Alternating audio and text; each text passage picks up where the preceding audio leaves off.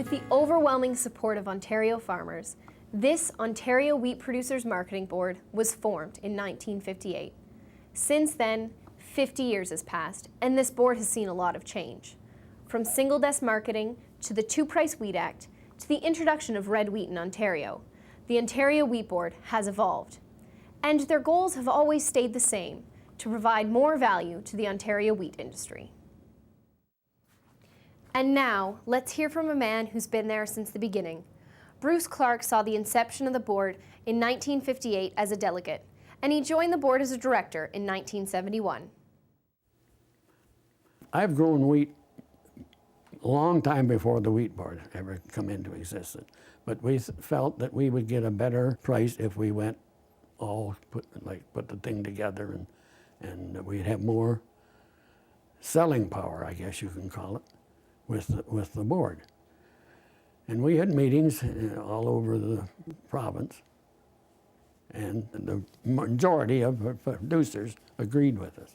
So that's why we went that way. And we felt that we could do better if we had control of the whole thing, you see. Well, I think it gave him a better chance to get a fair price for the wheat. That's the idea. It was all in one bundle then, you see. He had to do it. He had to do business from the wheat board. John McLaughlin, co-owner of C&M Seeds, has seen changes in the Ontario wheat industry from both the view of a producer and an industry leader. The original concept of hard wheat in Eastern Canada started in the Maritimes, specifically in Nova Scotia. The originator of the idea was a very, very forward-thinking Jacques Pyle. Right at the same time, the intensive cereal management practices used or in existence in Europe, we were trying to bring the correct parts or components of that into Ontario to better the wheat crop. Applying the correct management concepts to their cereal crops, the response from cereals was beyond what they had thought could ever happen. They were a very, very positive yield and quality response. The introduction of red wheat to Ontario is the single biggest change and benefit to the wheat industry in Ontario. It's probably as important of a change to Ontario agriculture as there ever has been in the last 50 years. Not only did red wheat really take off, but Terry Ross, board member from 1990 to 2002, can attest that the board saw some significant changes in marketing in the 1990s. The Red Wheat Association was formed in the fall of 1983, and the main areas of interest were Ripley, Hairston area, and the Cobourg area in the east. In the early days, we just grew hard red winter wheats. It was 94, 95 before we seen many soft red wheats. In 1990, I became a board director myself. I had been president of the Red Wheat Association and moved on to being director. But then in about 1992, with the change of 4 directors at that time, and that led to then landed basis in 93 or 94, and then forward contracting a couple years later. The changes of red wheat, classes of wheat, marketing choices, off-board sales, dual marketing have been changes that have happened in the last time that I've been involved with the board and prior as a producer.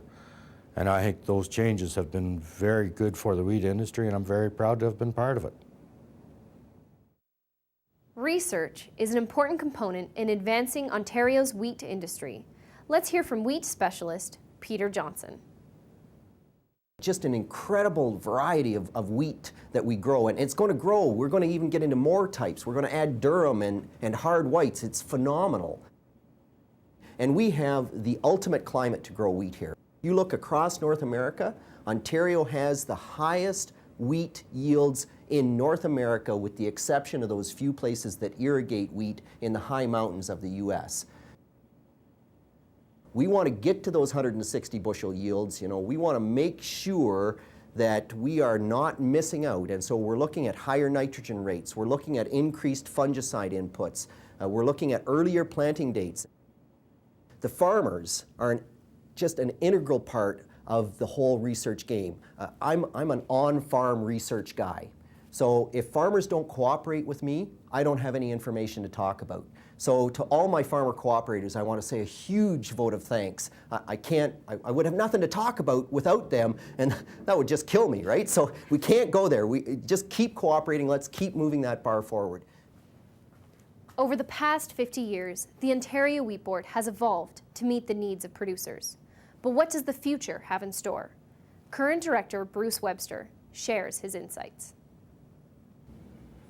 I can remember as a delegate coming to the delegates conference when soft white wheat was the only wheat grown, and there was 2 varieties, Frederick and Yorkstart. We've gone from 1 class of wheat to 5 classes of wheat, from 2 varieties of wheat to over 50 varieties of wheat. When other countries, their production is cut back by way of weather, i.e.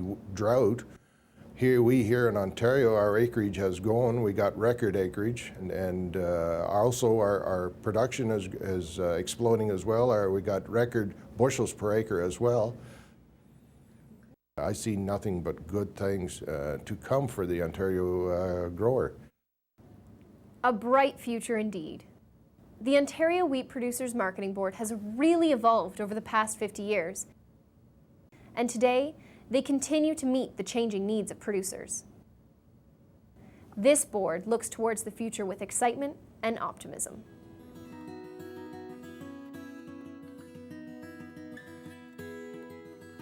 Congratulations on your 50th anniversary.